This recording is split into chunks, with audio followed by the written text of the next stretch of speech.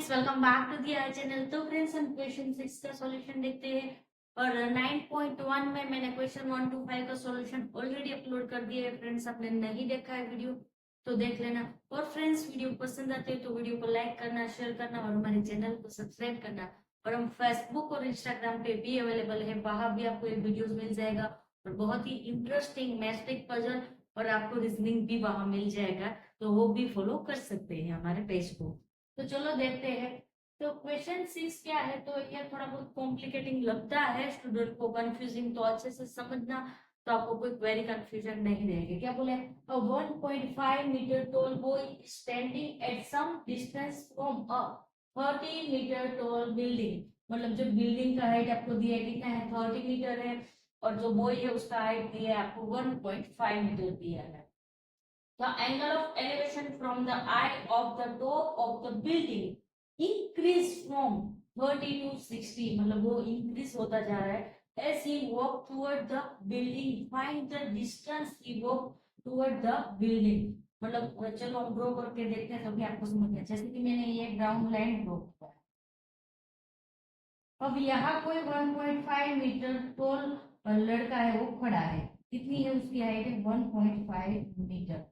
तो यहाँ क्या होगा, और यहाँ क्या है, एक बिल्डिंग है,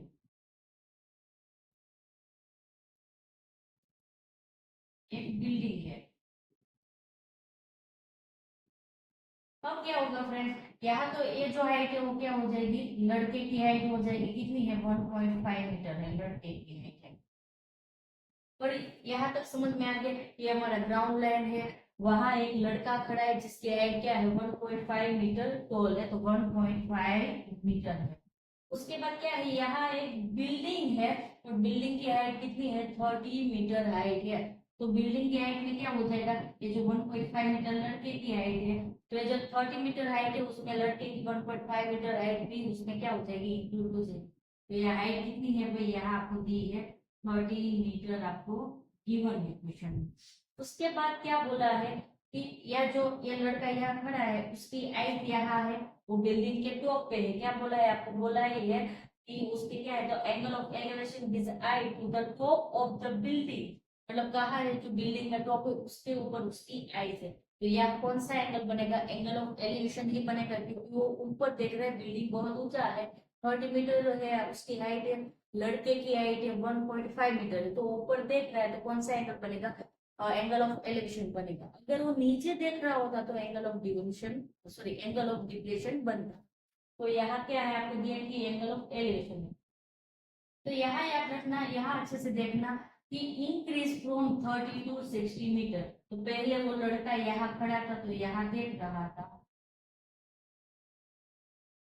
तो पहला वो लड़का खड़ा था और यहाँ से वो ये देख रहा था बिल्डिंग का टॉप, तो यहाँ कौन सा एंगल बन रहा था, 30 का बन रहा था एंगल।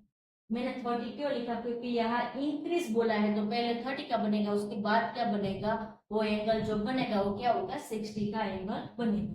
अब क्या होगा, वो लड़का चल के थोड़ा इधर आया, तो यहाँ आया, मैंने यहाँ रैंडमली लिखा है, तो कौन सा एंगल बना भाई, तब तब जो एंगल बना वो कौन सा एंगल था, एंगल 60 का एंगल था। तो यहाँ जो एंगल बनेगा वो क्या बनेगा, 60 का एंगल बनेगा। मैं फिर से आपको समझाऊंगी, टेंशन मत लेना। तो फिर से आपको समझा दूं, ये ग्राउंड लाइन है, यहाँ 1.5 मीटर टोल लड़का एक खड़ा है। तो यहाँ तक पहले हमने ये ड्रॉ किया। उसके बाद क्या बोला कि आपको 30 मीटर टोल बिल्डिंग दी है, तो हमने यहाँ ग्राउंड लाइन को टच करते 30 मीटर टोल एक बिल्डिंग ड्रॉ किया। उसके बाद आपको क्या बोला था, angle of elevation from his eyes to the top of the building increase 30 to 60%। मतलब यहाँ पहले वो लड़का खड़ा था तो उसकी जो आइज थी वो टॉप पे, यहाँ कौन सा एंगल बन रहा था, 30 का, क्योंकि यहाँ इंक्रीज लिखा है, डिक्रीज नहीं लिखा है। याद रखना, तो पहले 30 का एंगल, उसके बाद आएगा 60। तो यहाँ से जो एंगल बना वो 30 का। उसके बाद आपको क्या बोला, S he walk toward the building find, मतलब उसका इंक्रीज जो एंगल है वो इंक्रीज होता जा रहा था। कैसे, जैसे वो यहाँ चलते जा रहा था, पहले मैं यहाँ खड़ी थी तो 30 का एंगल बन रहा था, उसके बाद मैं चल के थोड़ी बहुत बिल्डिंग के नजदीक गई तो एंगल कितने का बन गया, 60 का। तो वो लड़का चल के इधर आया तो कौन सा एंगल बन गया भाई, एंगल बन गया 60। तो ये समझ में आ गया। उसके बाद क्या बोला है, हमें क्या फाइंड करना है, फाइंड द डिस्टेंस ही वो मतलब उसने जितना वॉकिंग किया वो डिस्टेंस फाइंड करना है, मतलब हमें सिर्फ इतना डिस्टेंस फाइंड करना है, क्योंकि वो लड़का पहले इधर खड़ा था और चल के यहाँ आया, तो वो डिस्टेंस हमें फाइंड करना है। तो चलो पहले ये जो है ट्रायंगल, इसको नेमिंग दे देते हैं। उसके बाद हम पहले क्या करेंगे, ये पूरा हम फाइंड करेंगे, उसके बाद कितना फाइंड करेंगे, और ये जो पूरा मिलेगा उसमें से ये माइनस करेंगे, ये वाला माइनस करेंगे, तभी हमें इसकी हाइट मिलेगी। और परपेंडिकुलर आपको गिवन है, या ये क्या हो जाएगा, परपेंडिकुलर हो जाएगा, ये हमारा बेस हो जाएगा, और ये हमारा हाइपोटेन्यूस हो जाएगा। तो परपेंडिकुलर की वैल्यू आपको गिवन है, तो कौन से फॉर्मूला में परपेंडिकुलर और बेस होता है, क्योंकि हमें बेस फाइंड करना है, तो वो 10 का फॉर्मूला होता है, तो 10 60 और 10 30 का फॉर्मूला लगा के कैलकुलेशन करेंगे। तो पहले इसको नेमिंग दे देते हैं, तो इसको बोलेंगे ए, बोलेंगे बी, इसको बोलेंगे सी, और यहाँ ट्रायंगल जो बनेगा उसको हम क्या बोलेंगे, डी बोलेंगे, और इसको हम ई बोलेंगे, और यहाँ जो बनेगा इसको हम एफ बोलेंगे, और इसको हम जी लिख देते हैं। अब हम कैलकुलेशन करेंगे, तो पहले हम क्या करेंगे, पहले तो हम लिखेंगे ए एफ जी की कैलकुलेशन करेंगे। एक ट्रायंगल कौन सा बनेगा, ए एफ जी वाला ट्रायंगल बनेगा, दूसरा ट्रायंगल क्या बनेगा, ए एफ डी ट्रायंगल बनेगा। दो ट्रायंगल बन रहे हैं, तो दोनों का कैलकुलेशन करेंगे। तो पहले पे हम लेते हैं ए एफ जी वाला ट्रायंगल, तो क्या आएगा भाई, in triangle A F G. तो हम भाई यहाँ हमें क्या फाइंड करना है, बेस फाइंड करना है, हमारे पास परपेंडिकुलर की वैल्यू है, तो भाई 10 का फॉर्मूला है जिसमें सुटेबल होगा, और यहाँ पहले हम कैलकुलेशन करेंगे 10 60 की, तो यहाँ आएगा भाई 10 60, क्या आएगा भाई, परपेंडिकुलर डिवाइड आएगा बेस। तो भाई परपेंडिकुलर हमारे क्या बन रहा है, ए एफ बन रहा है,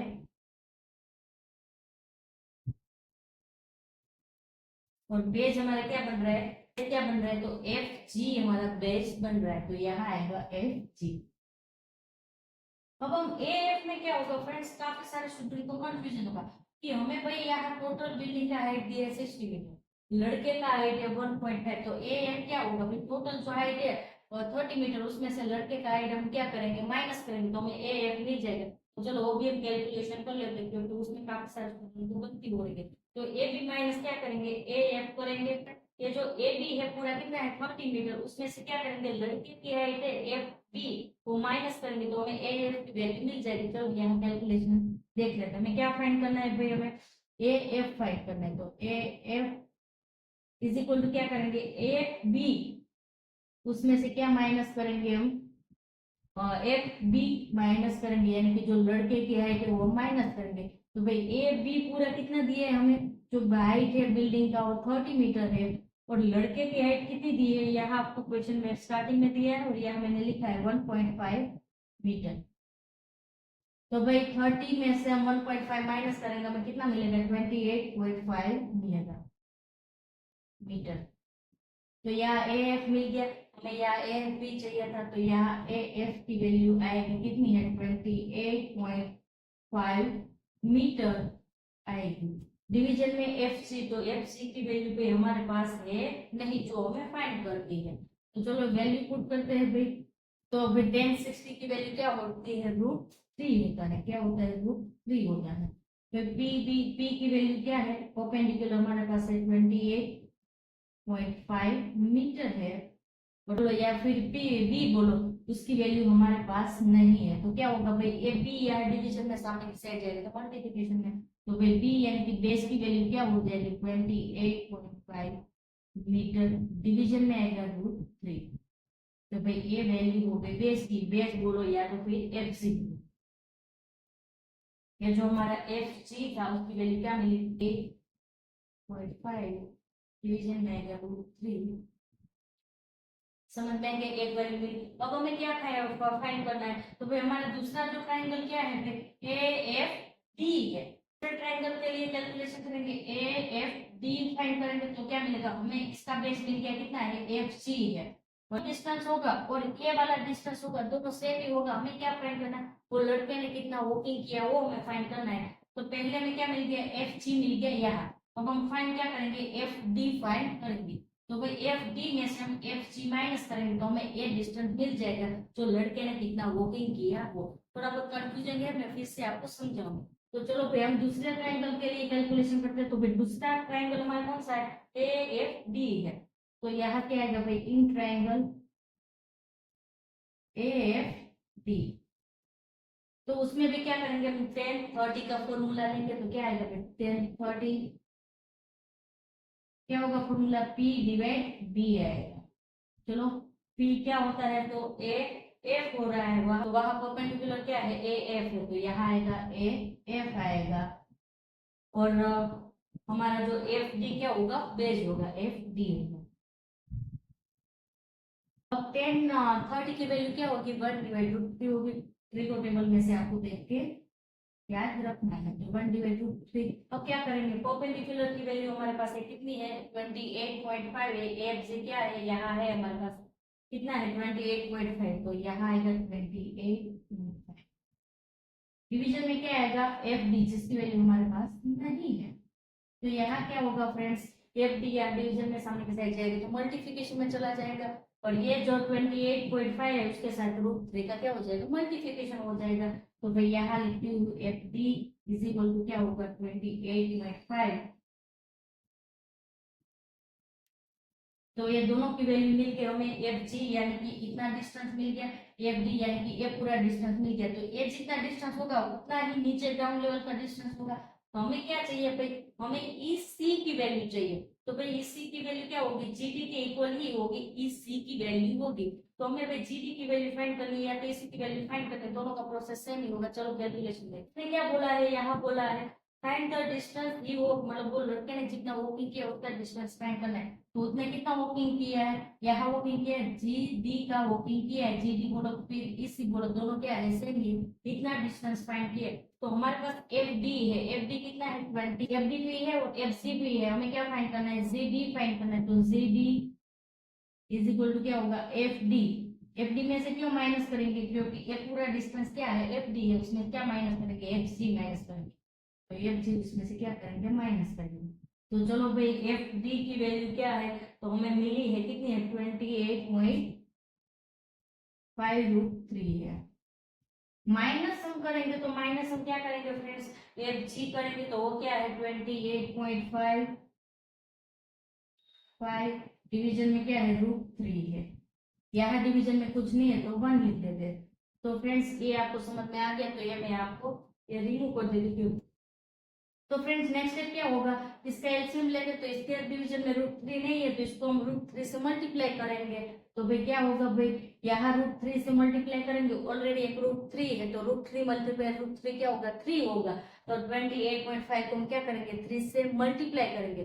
तो 28.5 को 3 से मल्टीप्लाई करेंगे तो हमें क्या मिलेगा, 85.5 मिलेगा। तो यहाँ 85.5 आएगा। और डिवीजन में क्या आएगा, आएगा माइनस करेंगे 28.5, क्योंकि उसके डिवीजन में तो ऑलरेडी √3 है तो वहां मल्टीप्लिकेशन 1 से होगा, तो 1 से मल्टीप्लाई होगा तो 28.5 ही रहेगा। डिवीजन में आएगा √3 आएगा। अब क्या करेंगे फ्रेंड्स, 85 में से 85.5 में से 28.5 माइनस करेंगे तो हमें क्या मिलेगा, 57। डिवीजन में आएगा √3 आएगा। तो यहाँ देखते हैं कैलकुलेशन पे, डिवीजन में रूट वाली वैल्यू है तो हम क्या करेंगे, इसको रेशनलाइज करेंगे। तो 57.5 डिवीजन में √3 मल्टीप्लाई होगा √3, डिवीजन में आएगा √3। तो क्या होगा फ्रेंड्स, √3 57 के साथ मल्टीप्लाई होगा और यहाँ √3 मल्टीप्लाई √3 करेंगे तो क्या होगा, 3 होगा, 3 होगा। अब 57 को 3 से डिवाइड कर सकते हैं, यस कर सकते हैं, क्या होगा 19 मिलेगा। तो यहाँ क्या मिलेगा, 19 मिलेगा। तो आंसर हमें क्या मिलेगा, 19 डिवाइड √3 आएगा। तो ये हमें क्या मिल गया, 19 डिवाइड √3। ये जो डिस्टेंस था, ये लड़का यहाँ से यहाँ तक आया था, वो डिस्टेंस हमारे पास मांगा था, तो हमें क्या मिला 19 इंटू 3 आपको मिला। तो बहुत ही आसान कैलकुलेशन था, थोड़ा बहुत कंफ्यूजिंग लगता था, मैंने अच्छे से आपको समझा दिया। फिर भी किसी को क्वेरी है, कंफ्यूजन है तो आप मुझे बताना, मैं पॉसिबल होगा तो फिर से आपको समझाऊंगी। और फ्रेंड